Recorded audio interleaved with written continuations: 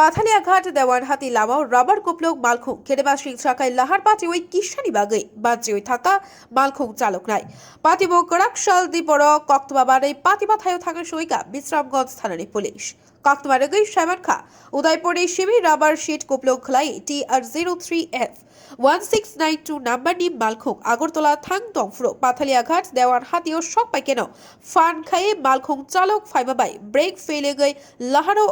উল্টাপাল্টা ওই থাকা কিষানিবাগে বাঁচে ওই থাকা মালখুং চালক নাই